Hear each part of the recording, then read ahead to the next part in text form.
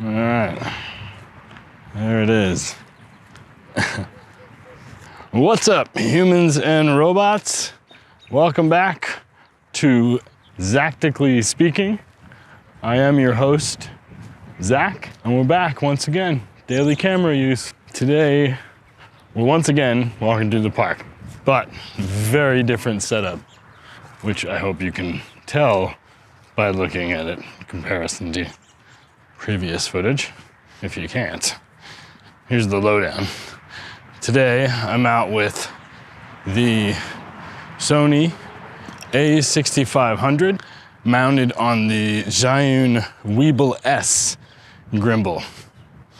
Now, I'm still using the Saramonic, but I've hooked up, I finally figured out the adapter that I was missing for the lavalier mic on the Saramonic.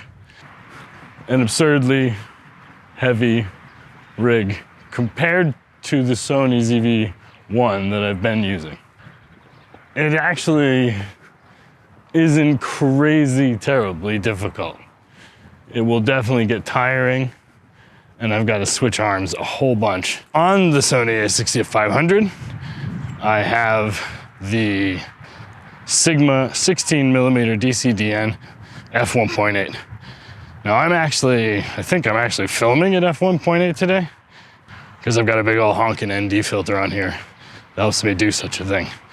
But I also have really no idea what this footage looks like because I really just went by zebras by the Jeep, and like the sun behind me was still kind of blown out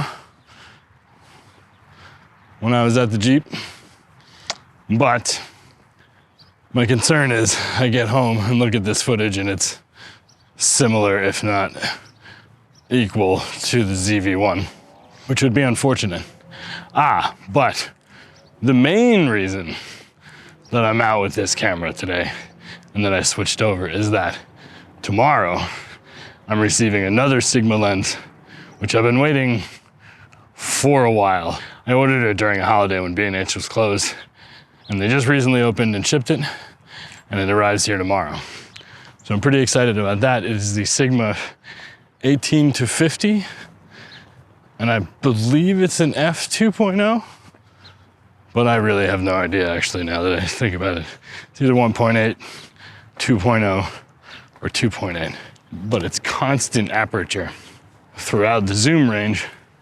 And 18, I feel like 18 millimeters is gonna be the sweet spot.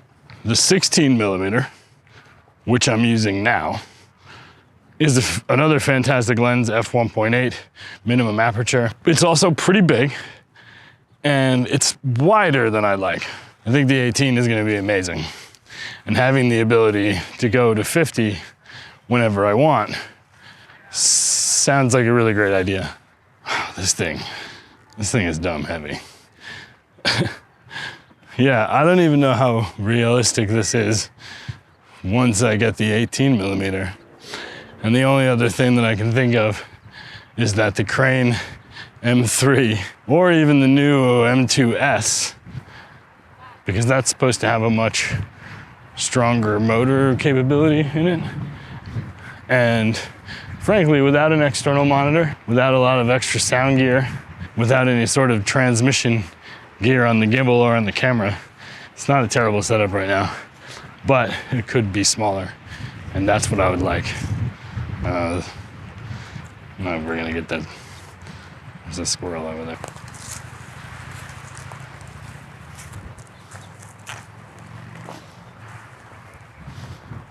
Okay, back to our regular scheduled programming. At this point, I am back at the Jeep, and so I will be signing off. And until next time, stay safe, be prepared, and don't be a dick.